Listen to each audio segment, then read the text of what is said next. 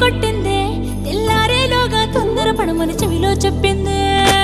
ఈ మాత్రం ఇంతే ఇస్తే సంటే కొట్ట